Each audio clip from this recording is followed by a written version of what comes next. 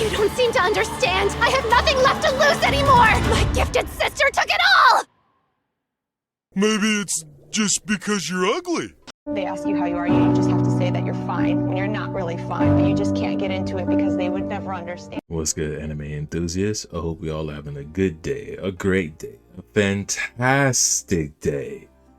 Because for me, after watching episode 4 of My Sad Sad Assassin, I'm gonna need a palate cleanser. I'm gonna need something else to watch. I'm gonna need something to I'm gonna need to cleanse my eyes and cleanse my ears of what I just saw. I'm not saying it's trash or garbage. I'm just saying that 97% of this episode just did not matter at all.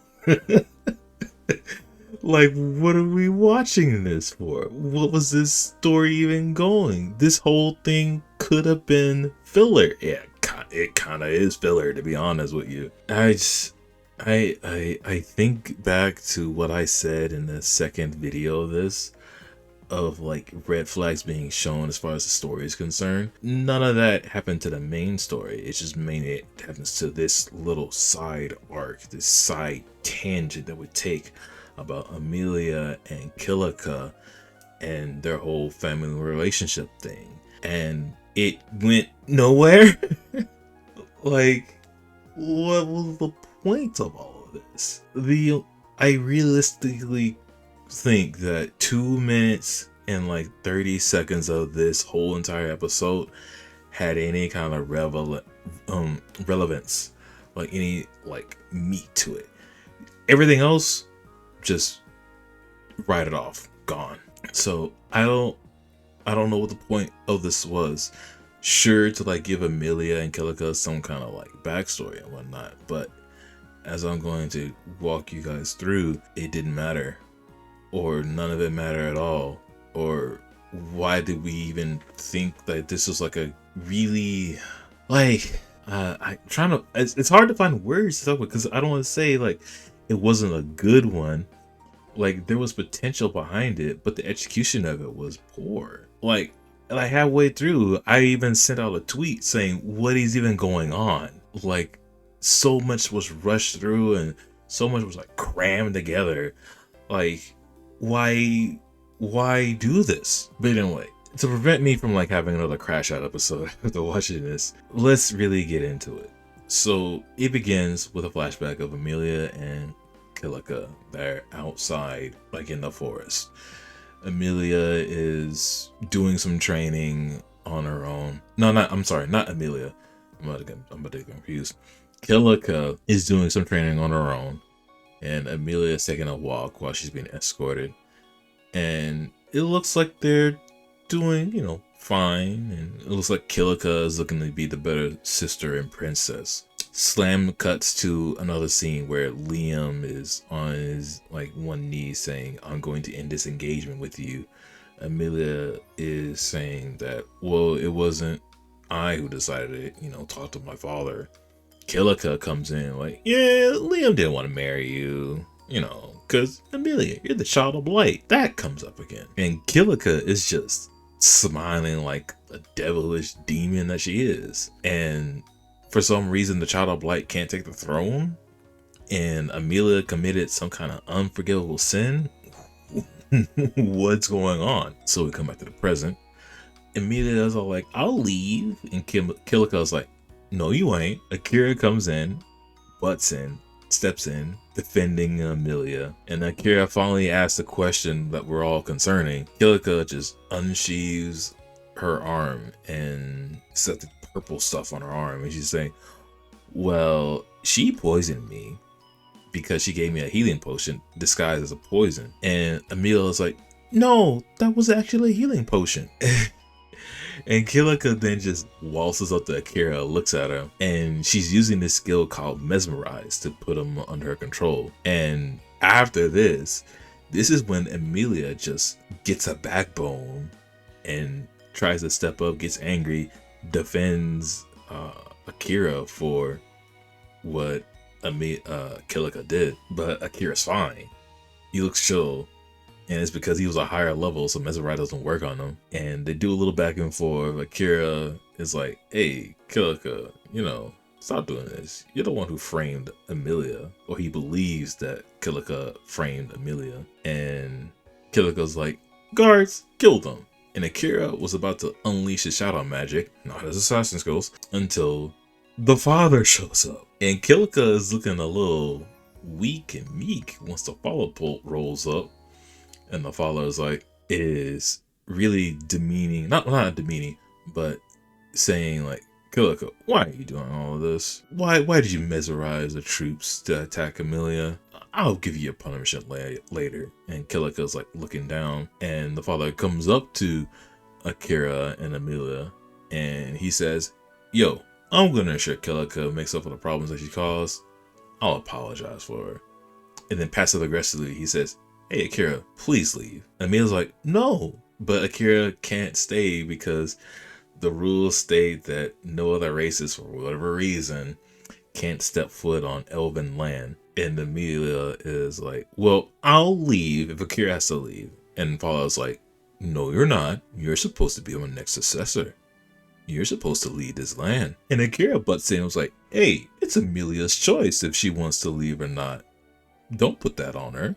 And Akira's like, I'm willing to, do whatever it takes to make sure Amelia can choose what she wants to do. And the father's like, I challenge you to a duel. Kilika, you're my proxy. What? So now we have this going on. The duel is going to happen underneath the holy tree. While they're on the walk towards the holy tree, we finally now understand why Amelia is being called the Child of Light. Elven legends say that when a pair of twins are born, one of them won't resemble their parents for whatever one reason or another, we don't know, but they are called the Child of Light. And they're gonna bring nothing but calamity to the land. Okay. Night comments about a myth that you're supposed to kill the blighted twin, but the myth was like debunked and done away a long time ago. Amelia agrees. That's where the dialogue ends about it. Nothing else happens after that. We don't get anything else about it. Okay. So, God, while they're walking along, this is important, but Akira makes comments like, hey, Amelia, despite all that about, being the blighted twin and whatnot, you got pretty eyes and pretty hair. And Amelia blushes. Okay? Letting that love train go on through. So it's duel time. Akira is fighting with his katana sheath, and Kilika is using a rapier, and the duel starts. Now, this duel was not a duel. Okay? I'm gonna get this straight out. This duel was not a duel. Did they clash? Did they do a few little moves? Sure, if you want to call, this is like a dialogue between Akira and Kilika while they're swinging their weapons around. That's it. Also, there's this weird looking animation to where Akira is like doing a sweeping kick at Kilika, but it looks so janky and weird that it looks like it didn't even hit her and she like trips on air. I don't know how, I don't know why. It's just something that caught my attention. It's because they moved in slow motion. Anyway, with that nitpick aside, Kilika is using this powerful wind magic that she's mastered and focuses it on it a lot. Akira is calling out to Kilika about why she's like crying when she's smiling, and Kilika is like denying it. Kilika is then just goes completely nutso with her wind magic, flashing it around, and everyone is, not getting hit, but they're feeling like the forceful effects about it.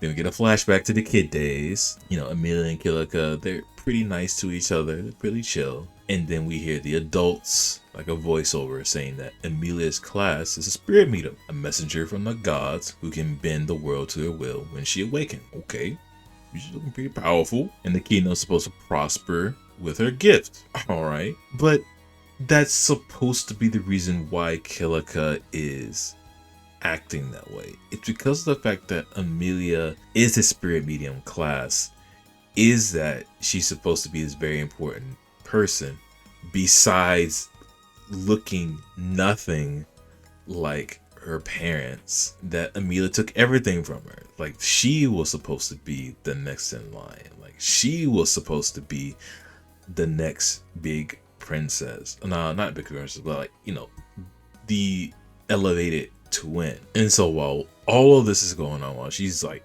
spazzing out during the duel, somehow Liam comes over with something bundled, hands it to Amelia, and it's a branch of the holy tree which holds purifying powers, and Amelia uses it to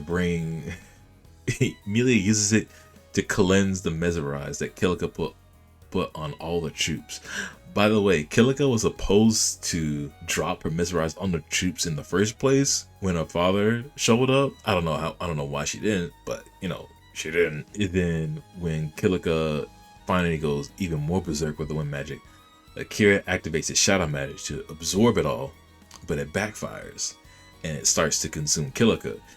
Then Akira recalls it, telling it to consume him, and instead of doing that, it buffs him somehow and he gets this black little aura. Then they both clash for the final time and Kilika loses outright. So this point, this is where the story just takes a whole complete turn, and everything you just heard me say, everything you knew up until this point does not matter anymore. Okay? Here's why. Liam was never under the mesmerize skill. Why? They go back and forth about it. The father steps up afterwards and he admits he is the one who should be punished. He steps over to Kilika, gets down on one knee, bends down. It's like, I'm going to dispel my forgetting skill because he altered her memories. Oh no.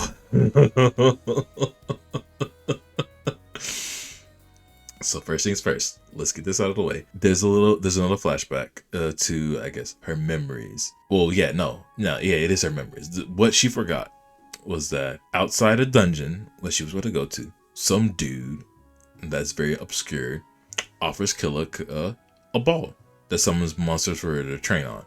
Okay, never heard the saying of never trust strangers, never speak to strangers. She grabs the ball, throws it in the dungeon, summons a bunch of monsters for her to fight, and she gets, bodied. So she runs out, and the monsters run after her, and then she needs to go on like a solo spree, and she does so. After a while, reinforcements come along with Liam. Unfortunately, a goblin-like monster just jumps out in front, and he just kills Liam. It's explained by the father that because of Liam's death, it shocked Kilika to her core. So in order to help her, he used his forgetting skill to make her forget about it.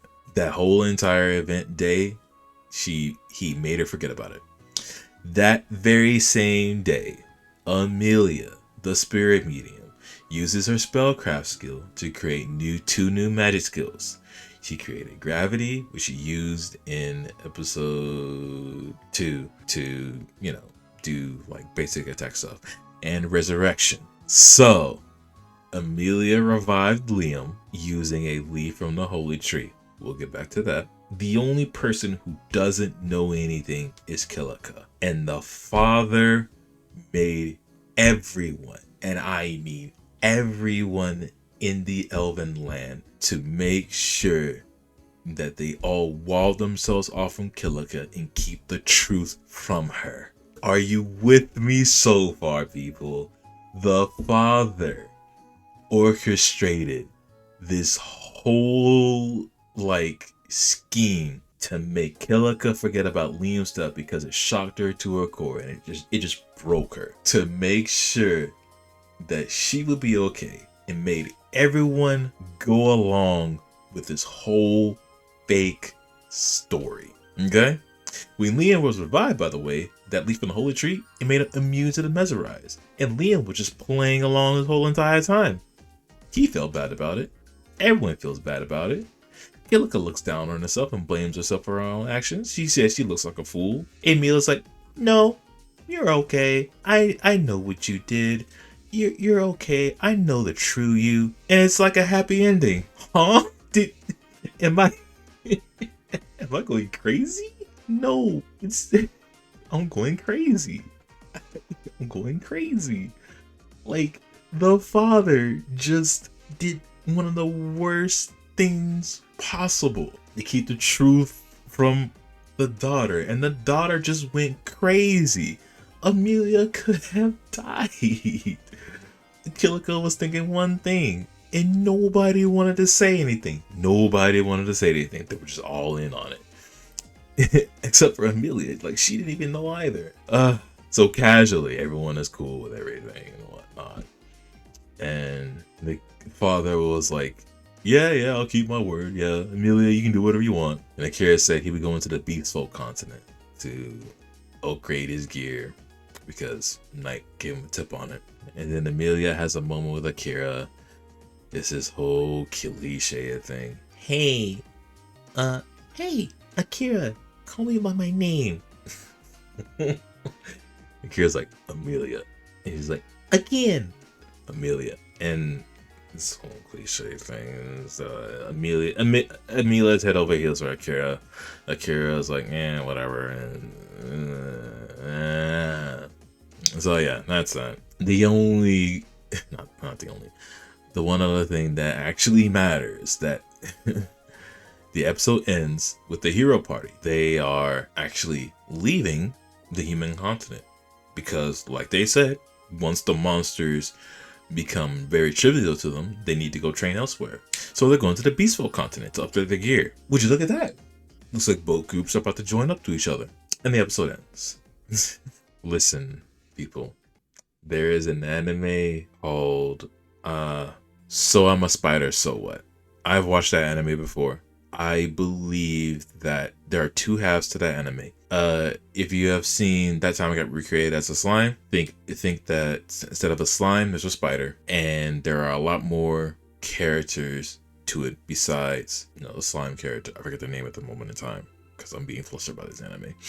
But the comparison I'm trying to make is, in the spider anime, there are two stories being told. One by the spider, the main protagonist, and another story being told by several selective other characters that are also in the world and are trying to go through things.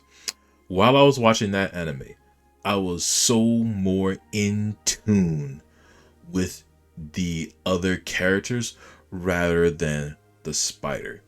The spider's whole story was very, it just tapered off. It just dropped off at a certain point because I didn't get tired. It was just more like, getting more skills, you get more powerful, you're like stuck, but you're still stuck in this cave. You're still stuck in this one place. On the other side, this whole side story with the characters, it was a lot more intriguing. There's a lot more stories to be had. There's a lot more development between the characters. I was getting more invested. Sure, they weren't as powerful as the spider, but I was getting really in tune with the story and what they were doing. What My Side as an Assassin is about to make me do is like not really care about Akira's side of the story and what Amelia is doing, and I want to know what the hero party is doing. I want to know where they're going, what they're doing, what are their skills like, what they're doing. Because this whole scheme with the whole scheme with the elf father, none of that mattered. Sure, Kilika is now better, and she's happy, and Amelia is like not some kind of criminal anymore, and that they can live a happy ever after. None of that mattered. If everybody's all hunky-dory and that there's no consequences behind everything, what was the whole point of Amelia and Kilika's backstory? Like, even this, the whole point that I was a little bit invested in episode 3 and with Amelia coming back is that I was really like about to be invested in like insights come some kind of like big storyline between Amelia and Kilika and why this child of blight thing exists, and like is Amelia like actual like a real like problem, a real threat, like some kind of like hidden calamity that's supposed to happen, that Kilika's like, you know, weird perception on trying to like kill her sister to save the land. No, it was just like a fabricated story by the king, by the father. So like like so Amelia being like hunted down and whatnot, it was all fabrication. It was just a fake perception. I just lost all care for Amelia's story, and Amelia's whole backstory now is just non-existent. It's not there anymore. And now Amelia is just a cute elf girl that's royalty, that's a princess. And she's fallen in love with Akira. She's lost like a lot of substance about her. She's really now pretty, she's kind of eye candy now. I'm not gonna lie to you. She's just a pretty face now.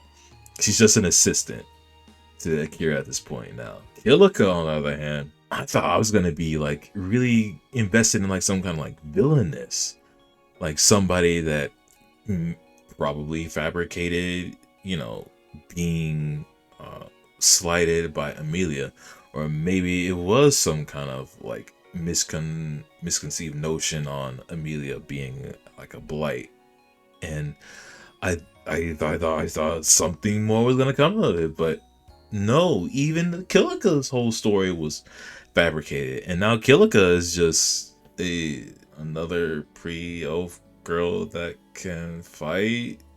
That's a twin to Amelia. I hope Kilika doesn't fall for Akira in the next episode. And guess what? We were on the Elven continent for one whole episode. We're probably not coming back here anymore. There's so much more I could say, but I mean, that's episode 4. Nothing happened, really. Akira can now buff himself maybe with his shadow magic. Guess what? Akira didn't use any assassination skills at all. He wasn't an assassin. Even though it was a duel and he was fighting one-on-one, he didn't sneak around or do anything. He used shadow magic. Again, what's the point of being an assassin? Is he assassin at this point? Is he like Jinwoo from Solo Leveling, where he just uses magical powers and call it a day? I don't know. My status as assassin has officially gone down with this side story, because it is part of the main story. You know, I have to tie it in with everything else, so it has gone down for me. But we'll see if they pick it back up in the 5th episode and on. We'll see if they can recover. I hope they can. For right now, my status ain't looking like it's it for now. The story just took a dive. But let me know what y'all think in the comments below. I would very much like to hear your opinions on it, especially those that have read the manga. Was there any more substance besides this? If not, I'm sorry for all of us who read the manga. Well, I didn't read the manga, but I'm sorry for all of you who read the manga and are watching the anime. I'm sorry for all of you who watch the anime and are left probably just as hollow as I am about it. We're all in the same boat. Besides that, I sincerely hope you all have a good day, night, evening, morning, wherever you are in the world. And I hope your day is just a little bit better. Please, hopefully. I just hope your day is just a little bit better than it already is. With that, we will catch y'all in the next episode. Peace.